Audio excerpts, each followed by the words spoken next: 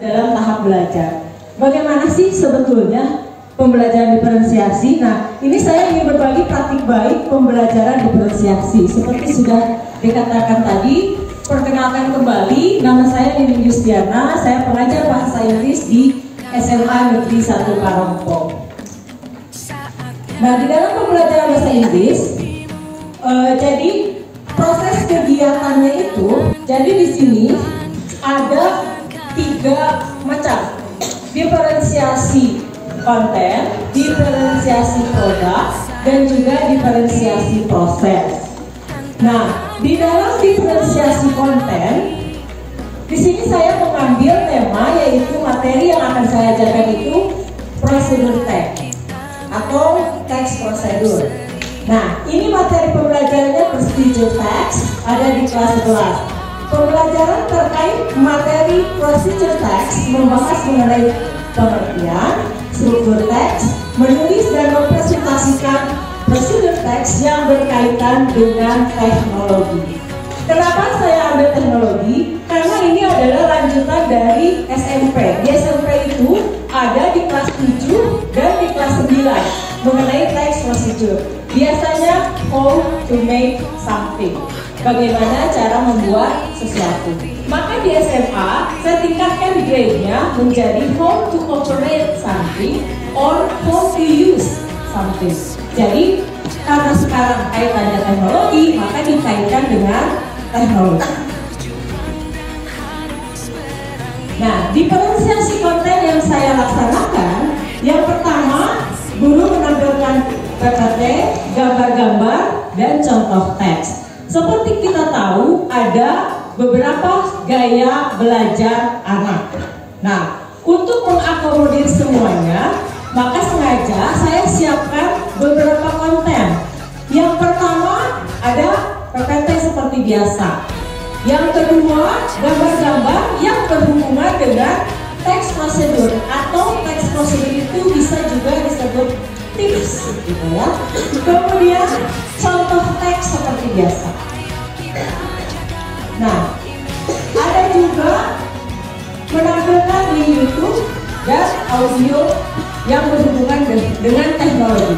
Ada how to create QR code, how to use the ATM machine, etc. Jadi ada yang berbentuk video, ada yang berbentuk gambar, ada yang berbentuk teks. Intinya adalah di diferensiasi konten itu anak mempunyai pilihan lebih dari 2. Ya, itu adalah intinya. Apakah 36 anak harus 36 konten? Tentu saja tidak. Kecuali kalau ibu bapak sanggup sih ya. Boleh. Nah, di sini asal ada pilihan lebih dari 2 sehingga anak merasa, oh, saya cocok yang mana? Boleh, silakan. Jadi contohnya saja ambil. Nah, di diferensiasi proses yang pertama saya laksanakan adalah siswa belajar secara klasikal dengan melihat gambar terlebih dahulu. Tentu saja gambar yang berhubungan dengan teks yang saya ajarkan.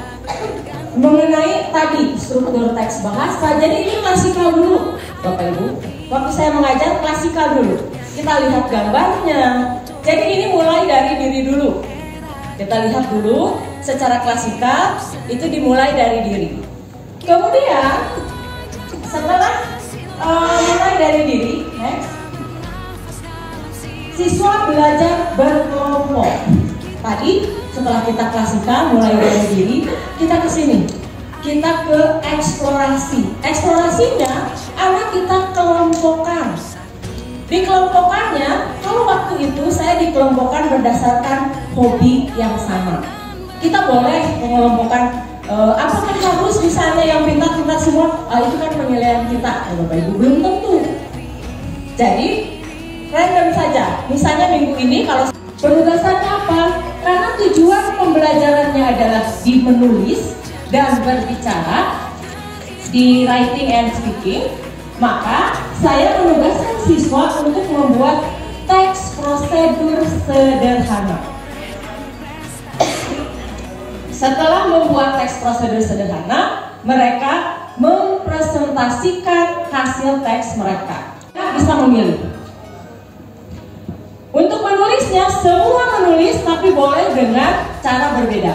Boleh membuat poster, menulisnya tapi yang dinilai.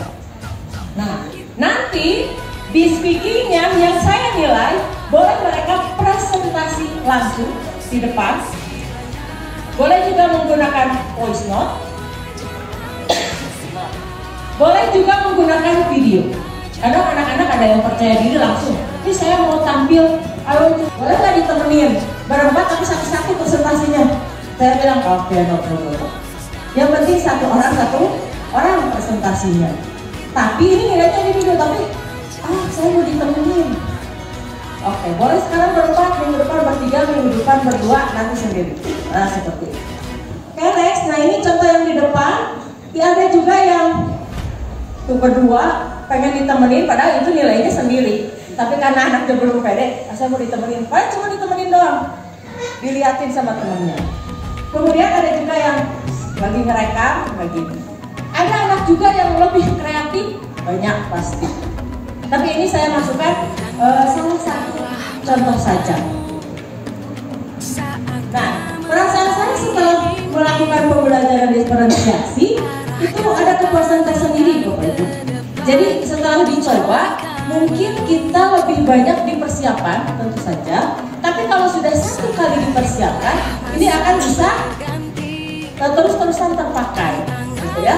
Misalnya lain kali, nanti juga kita pas mengajar di level berikutnya, di fase berikutnya, ataupun di situasi lain. Atau bisa mengupgrade juga. Kemarin ini contohnya sepertinya kurang mengena, kita bisa ganti juga kontennya. Atau pas prosesnya, ternyata ini tidak mulus gitu ya, tidak sukses. Ya udah kita ganti di kelas berikutnya. Jadi si RPP kita bisa kita coret-coret lagi untuk pertemuan berikutnya. Atau sepertinya contohnya ini terlalu banyak, 3 pilihan saja, ya sudah 3 pilihan saja. Atau karena anak-anak cenderung suka yang video, menurut saya mereka lebih senang yang video karena ada visualnya, ada gambarnya, ada langsung. Kalau bahasa Inggris ada native speakernya, mungkin bosan mendengar suara saya terus kan gitu. Pengennya kan kita akan refleksi di akhir. Selalu melakukan refleksi yang biasanya memang ini kadang-kadang banyak tertinggal. Refleksi kita tidak pernah bertanya kepada anak apakah suka dengan pelajaran kita, bagaimana perasaan mereka pas sudah belajar. Ini kita harus memisahkan waktu untuk merefleksi. Yang kadang-kadang kita terlupakan. Sudah tahu-tahu waktunya habis, 2 menit lagi, refleksinya seperti apa. Nah, kalau saya tidak sempat refleksi, biasanya saya punya buku review, semacam notebook. Kita kasih ke ketua kelasnya, tolong tulis pembelajaran hari ini. Tapi tidak usah no name lah, nggak usah pakai nama. Boleh 2 atau 3 orang. Ini nanti kasih lagi ke saya. Kita bisa lihat bagaimana yang ditulis saja di situ. Biasanya saya seperti itu. Kalau tidak sempat, tapi kalau sempat ya bagus. Sekarang bisa online juga lebih. Tapi saya lebih